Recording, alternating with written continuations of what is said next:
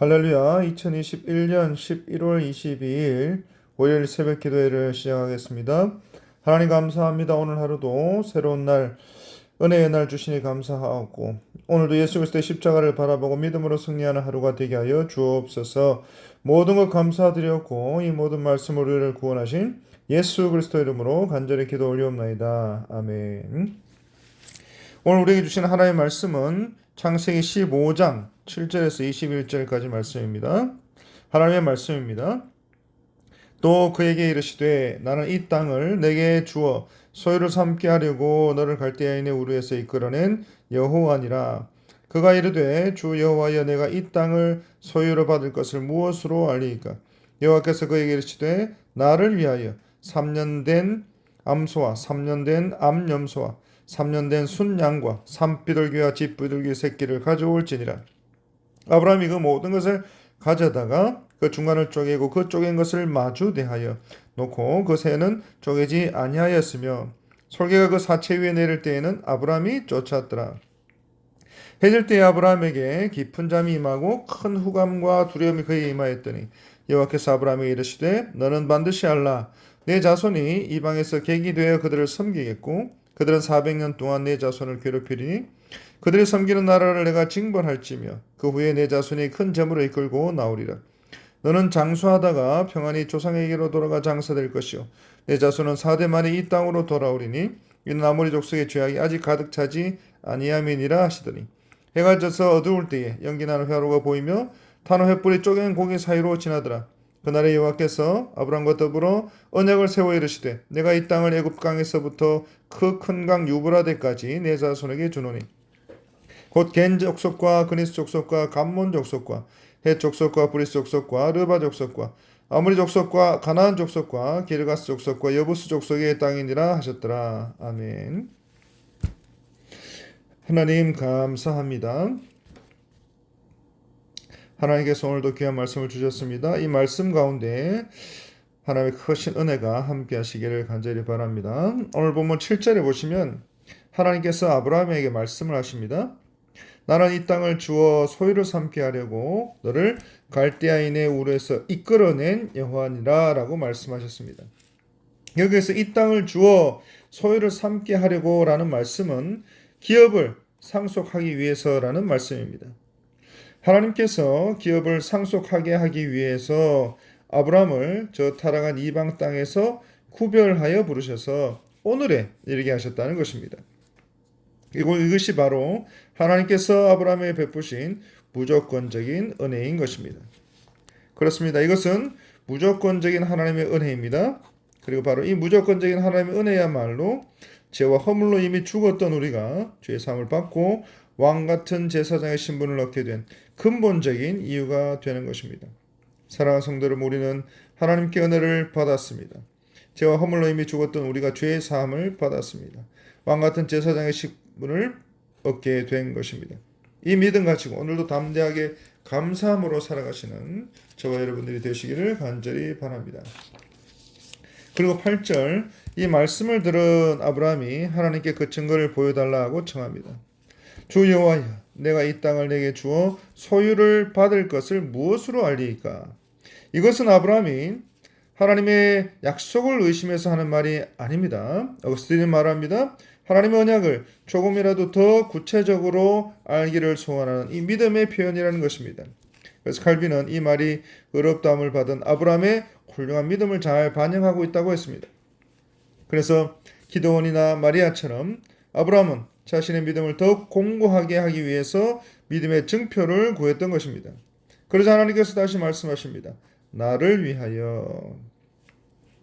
하나님께서 요청을 들으시고 언약을 확증할 표적을 삼기 위해서 나를 위하여 제물을 준비하라 라고 말씀하십니다. 사랑하는 성도 여러분, 구약의 모든 제사와 또 신약의 모든 예배는 하나님을 위하여, 다시 말해서 하나님의 영광을 더 높이기 위해서 드리는 것이라는 사실을 잊지 마시기 바랍니다. 그리고 여기에서 굳이 3년 된 짐승 3마리를 제물로 준비하라 말씀하신 것은 완전수의 상징적인 의미를 따라서 제물의 완전함을 나타내기 위한 것으로 볼 수가 있습니다. 그리고 10절에 아브라함이 그 중간을 쪼개고 그 쪼갠 것을 마주 대어 놓습니다. 그리고 산비둘기와 집비둘기는 쪼개지 않고 각각 한 마리씩 마주 놓게 놓습니다. 그런데 굳이 새를 쪼개지 않은 이유는 성령의 상징물이기 때문이라 해석하기도 하지만 두 조각으로 자를 만큼 크지 않았기 때문일 것으로 생각하는 것이 무난해 보입니다. 그래서 레위기 1장 17절에 훗날 제정된 이 모세의 율법 중에 번제를 드릴 때도 희생제물로 드려진 새를 쪼개지 않게 하신 이유도 이와 같은 것으로 보입니다. 그리고 이제 9절부터 11절 아브라함이 준비한 희생제물들이 쪼개진 그 사이로 12절에 해질 때 아브라함에게 깊은 잠이 임하고 큰 후감과 두려움이 임했다고 했습니다. 그리고 17절에 하나님의 가견적 임재의 상징인 횃불이 지나감으로 이 언약이 체결이 되게 됩니다.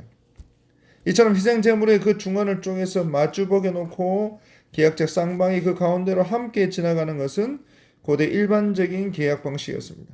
그리고 이러한 행위는 계약적 쌍방이 계약을 반드시 지킬 것을 맹세하면서 서로 간의 화합과 통일성을 보여주기 위한 것입니다.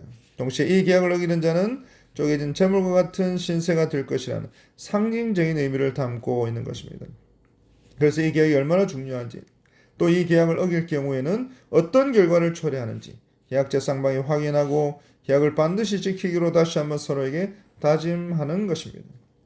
그래서 하나님께서 친히 아브라함과 언약을 세우시고 또 그 언약식을 거행하고 계시는 것입니다. 그런데 사람 간의 언약 체결은 계약자 당사자가 서로의 의무를 부담하는 언약을 체결하는 것을 말합니다. 하지만 오늘 본문을 보면 하나님의 임재의 상징인 횃불만이 희생제물 사이를 지납니다. 그리고 아브라함이 희생제물 사이를 지나는 모습은 보이지 않습니다. 이는 하나님과 아브라함 사이에 맺은 언약이 하나님 홀로 의미를 지는 그러한 언약인 것을 우리에게 보여주고 있는 것입니다. 이 말씀은 하나님께서 아브라함의 신실성에 관계가 없이 하나님께서 직접 아브라함과 맺으신 약속을 신실하게 또 주도적으로 이루어 가실 것을 상징적으로 말씀하고 있는 것입니다.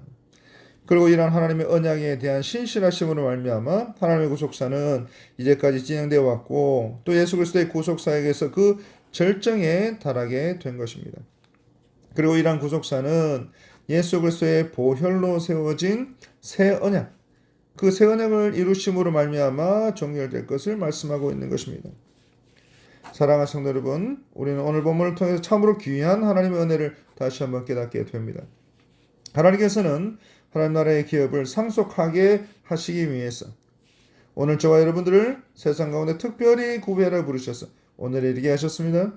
그리고 이것이 바로 하나님께서 저와 여러분에게 베푸신 무조건적인 은혜인 것입니다. 그뿐만이 아니라 특별히 구별하여 부르신 여러분과 언약을 세우실 뿐만 아니라 그리고 이 언약을 여러분의 신실성에 관계없이 하나님께서 직접 여러분과 맺으신 그 약속을 신실하게 또 주도적으로 이루어 가고 계신다는 것을 말씀하고 있는 것입니다. 왜 그렇습니까? 저와 여러분들은 실수하고 쓰러지고 넘어지고 유혹과 핍박에 수도 없이 흔들릴 것인데 자칫 저와 여러분들의 믿음 없음으로 말미암아 이 언약이 깨어지지 않도록 하나님께서 저와 여러분들의 구원의 완성을 위해서 끝까지 신실하게 주도적으로 이루어 가신다는 것입니다. 그리고 이것이 하나님께서 저와 여러분에게 베푸신 바로 성도의 견인이라는 말씀인 것입니다. 그래서 이 모든 하나님의 구속사는 창조 전부터 아브라함까지 진행되어 왔고 또 예수 그리스도의 구속사에게서 그 절정에 달하게 되고 또 완전해지는 것을 우리는 보게 되는 것입니다. 그래서 예레미야 31장 31절은 이렇게 말씀합니다. 여호와의 말씀이니라. 보라 날이 이르니 내가 이스라엘 집과 유다 집에 새 언약을 맺으리라 말씀하셨습니다. 사랑하는 성도 여러분, 언약을 세우신 목적은 우리의 구원을 위한 것입니다. 그리고 이 구원을 통해서 하나님께서는 예수 그리스도의 보혈의 피로 우리를 구원해 내신 것입니다. 사랑하는 성도 여러분, 다시 한번 언약의 하나님을 기억하시는 저와 여러분 되시기 바랍니다. 또 한번 언약하신 바에 대해서는 결코 변함이 없으신 신실하신 하나님을 기억하실 수 있길 바랍니다. 그리고 우리의 믿음에 있어서 흔들릴 때에 신앙만 하는 바에 대해서 자신감이 없어질 때에 확신이 없어지게 될 때에 피로써 당신의 언약을 세우신 그 하나님, 우리 하나님을 붙드시는 저와 여러분들이 다 되시길 간절히 바랍니다. 그리고 이미 구약에 주어진 이 언약들이 대부분 모두가 다 분명히 성취가 되었듯이 현재 우리가 받은 이 신약의 천국에 대한 언약의 말씀도 반드시 분명하게 이루어질 것을 깨닫는 저와 여러분들이 다 되시기를 간절히 바랍니다.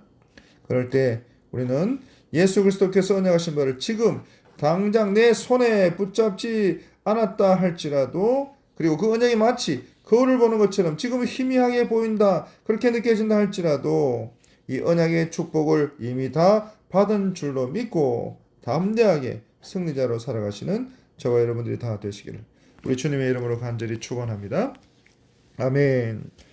하나님 감사합니다. 언약의 하나님, 그 언약을 신실하게 지키시고 우리를 인도해 가신 하나님을 꼭 기억하고 그 말씀 붙잡고 이미 그 언약의 말씀 우리가 모든 것 다 받은 줄로 믿고 믿음으로 승리하며 살아가는 모든 주의 백성들 다 되게 축복하여 주옵소서. 예수님의 이름으로 간절히 기도 올리옵나이다. 아멘. 이 시간 함께 기도하겠습니다. 하나님 아버지, 우리 교회를 위해서 우리 교회를 선하게 인도해 주시고 하나님 앞에 특별하게 쓰임받는 교회 되게 하여 주옵소서. 우리 사랑하는 담임 목사님 영육간에 강건케 해 주시고 교회와 총회 모든 사회 가운데 하나님 큰 열매 맺게 하여 주옵소서. 피곤치 않도록 지치지 않도록 도와주시고 건강을 허락해 주시고 또 우리 사모님과 모든 자녀들 모든 가족분들 하나님 은혜 가운데에 놀란 은혜를 또 영육간의 강건함을 허락하여 주옵소서. 또 우리 모든 교회에 속한 우리 환우분들을 위해서 기도해 주시기 바랍니다. 하나님 함께하여 주옵소서. 모든 질병 가운데, 모든 아픔 가운데, 모든 통증 가운데 하나님 다스려 주시고 깨끗하게 치유하고 회복되는 역사를 허락하여 주옵소서. 또 우리 다음 세대들, 우리 시험을 치르고 나서 또 여러 가지 입시 과정들이 있는 우리 수학능력 시험 마친 우리 친구들, 또 우리 유치부, 또 초등부, 중고등부, 대학부, 청년에 이르기까지 우리 모든 다음 세대들 하나님의 은혜 가운데 말씀으로 더욱더 든든하게 살아가는 우리 자녀들 되게 하여 주옵소서. 그리고 우리 모든 기도 제목 가지고 주의 한 분으로 간절히 기도합니다. 주님 도와주옵소서. 주님 인도하여 주옵소서. 이제까지 함께 하셨던 것처럼 동일하게 앞으로도 주님 앞에 서는 그날까지 늘 함께하여 주옵소서. 감사하고 이 모든 말씀 우리를 구원하신 예수 그리스도의 이름으로 간절히 축복하고 기도 올리옵나이다. 아멘.